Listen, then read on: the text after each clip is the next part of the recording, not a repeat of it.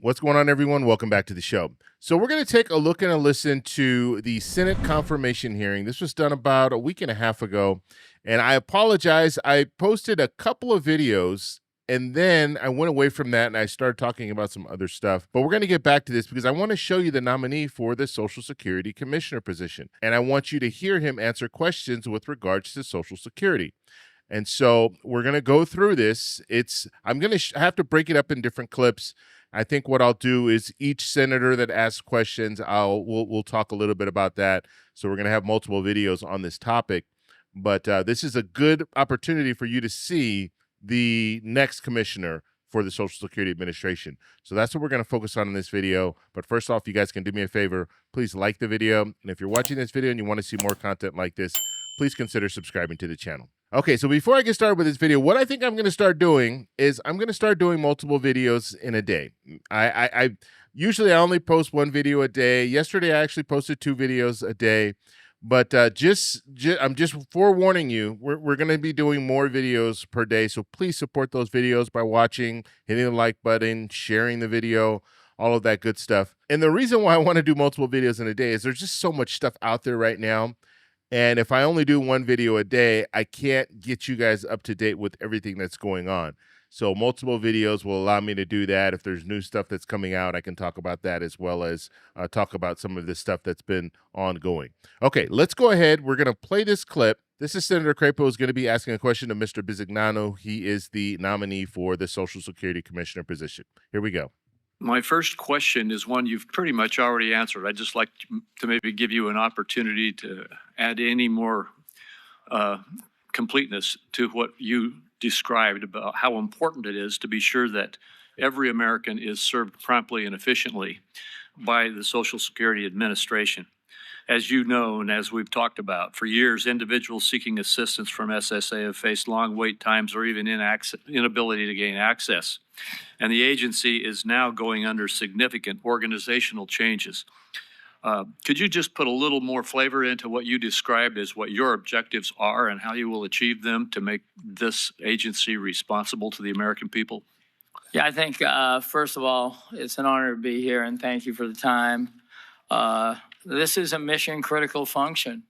It's a mission-critical function, and it's been 89 years where over 200 million Americans have been beneficiaries of payments. Today, over 100 million Americans pay into the system. And the ability to give payments on time and accurately is job one. The ability to process any type of claim we receive is job one. And the ability to be available. I think we're going to focus on what we need to do to drive the 1% error rate down. That's a very high payment processing error rate. And I think the standard's more 5 decimal points to the right. I think that leads to better accuracy. I believe in running an organization with a multidisciplinary look. We have to deliver great service. We have to run a pristine control environment so we do it right the first time. Efficiency will be the output of those 2 actions. We must put the beneficiaries first. I think management, this is, according to all the public data I've looked at, this has been one of the less satisfied workforces for many years within all the government agencies. And I think, when you're winning, you feel good. And when you're losing, you feel bad. And my objective is to come in and motivate the workforce we have, 50,000 plus, to be able to get our job right the first time for the American public. I think, we have talent all over, like any organization. And we have very dedicated people in there. But I think there's been a lot of leadership change. If you look at the history of commissioners, they've turned over quite a bit. I'm committed to a 6-year term and to do a great job for the American public and to be here for you. Thank you. No, thank you very much. And I'm sure you've noticed the daily news on President Trump's effort with the Department of Government Efficiency, or DOGE. You've heard about it today already, and I bet you'll hear about it some more. The Social Security Administration is one of the agencies that has received a lot of media attention regarding these efforts. For the record, are you currently at the Social Security Administration? I'm not at the Social Security Administration, sir. Have you been consulted by the acting commissioner about DOGE's work at the Social Security Administration? I have not had a conversation about anything with this Social Security Commissioner. Thank you. Who's acting right now. Thank you. And during a February 5 interview on CNBC, you voiced your support for DOGE's work generally. Is there anything further you would like to add with respect to those comments? I've run a quality control and efficiency program in companies my whole life. I've always been overseen by the OCC and the Fed, and control really matters a lot. So I've always considered myself an efficiency expert, but also a quality expert. If you look at my rankings when I took over the mortgage company in J.D. Power, we went from the lowest performing to the highest performing. So my comments really mean that I'm happy to work with anybody who can help us, and I believe that I'm fundamentally about efficiency myself. Okay, so that was the nominee, Mr. Bisignano. What do you guys think? What do you guys think about his answers to the questions Senator Crapo had for him? I will go over a few of the different things that he talked about because I think they're very important. And so the first thing that he was talking about are wait times. And we know right now, if you call the Social Security Administration and you want to talk to someone, you're going to have to wait 2 to 3 hours, which is just unheard of. Just a year ago, it was still high. It was around 35 to 39 minutes. But now we're looking at a situation where it could be 2 to 3 hours, which is just unacceptable. They have made some changes to the system where now they can call you back. So you can, if you call them, they'll tell you the wait time, however long it is, 120 minutes, 130 minutes, and then you can have them call you back. And generally, just based on the information that you guys have been sending to me via email or in the comments, you've been letting me know that it's generally about 4 to 5 hours. That's the time that it takes for them to call you back. But at least they're calling you back and you don't have to sit on the phone. So he wants to address that. And he's saying that this is mission critical. He's also talked about 89 years. So the Social Security Administration has been paying out benefits for 89 years. 100 million people are currently paying into FICA right now. He talked about that. He also talked about driving that 1% error rate down.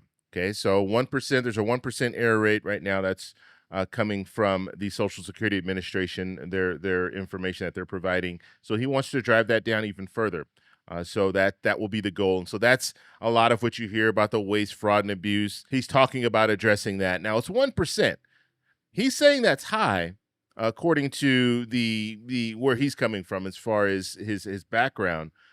But I'm looking at 1% and I'm thinking that's not that high. Now, and the reason why I'm saying that is if we're looking at a system right now and we're talking about waste, fraud, and abuse in the Social Security Administration, first off, we don't know the numbers. We don't know how much that amounts to when it comes to real numbers. But if we're looking at 1% and we say, okay, it's a $1.5 trillion is what we spend in Social Security every year on average. So if we're looking at that 1% rate, that's not going to amount to that much. And the reason that I'm saying this is because if we're looking at the trust fund right now has about $2.6 trillion in the trust fund. We know in about 8 years that trust fund will be completely depleted. And so if we're looking at waste, fraud, and abuse and saying, okay, this is how we reform Social Security, that's not going to work because it's not going to be enough money that you're going to save in this waste, fraud, and abuse in order to extend that trust fund out even further. Now, I will say politicians aren't saying that this is the reform for Social Security, getting rid of waste, fraud, and abuse. However, I think that we have some politicians that are putting too much weight on this whole waste, fraud, and abuse and saying that, yes, we need to get rid of waste, fraud, and abuse. I think most people would agree with that. But what else are you going to do? Because you can't just do that and reform Social Security, or you can't just do that and fix Social Security. It's not going to work. And so I think we have politicians that are putting too much on this. Okay, some of the other things he talked about, he says he wants to put beneficiaries first. This is good because right now a lot of beneficiaries will tell you they don't feel like they're being put first because we're looking at a system that is not, when it comes to the cost of living adjustment doesn't keep up with inflation. When we're looking at some of the other things that are out there, even when we're looking at some of the things that have passed, positive things. Social Security Fairness Act, it's a positive thing. It only helps 3.2 million people currently receiving Social Security benefits. What about the other, 67 million? I mean, total is like 70 plus million people receiving Social Security benefits. So what about the rest of the people receiving Social Security benefits? What are you going to do to help them expand their benefits? Then when we're talking about elimination of taxes for Social Security benefits, that is going to help another group. But what about the people who don't currently pay taxes on their Social Security benefits because they don't receive enough in benefits in order to pay taxes on? So what are you going to do with the people that are at or below the poverty line? How are you going to help expand those benefits and help provide services for those individuals? So he says he wants to put beneficiaries first. We're going to have to see what that really means. And then the last thing he talked about, which I thought was pretty interesting, or at least one of the last things that he talked about, was he was asked a question. Senator Crapo asked him the question, have you had conversations with the acting commissioner, Social Security commissioner? And he said no. And that's interesting to me. Why wouldn't he talk to the acting commissioner to find out some of the issues that they're facing? So I found that weird. And this is the way I look at it. If I'm being interviewed for a job and I have an opportunity to talk to someone who's already in that job, wouldn't I talk to that person? Just to find out, okay, what's really going on? What can you give me some heads up here, some pointers?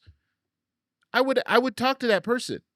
I actually had this situation happen with me when I was applying for a promotion at my job.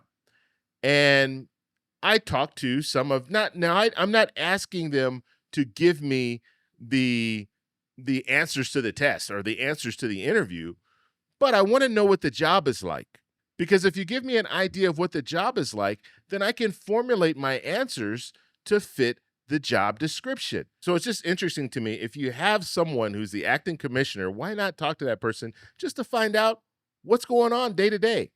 So you at least, when you're being interviewed by these senators, you can at least say, okay, yes, I talked to the acting commissioner. He says they're struggling with this and they're struggling with that.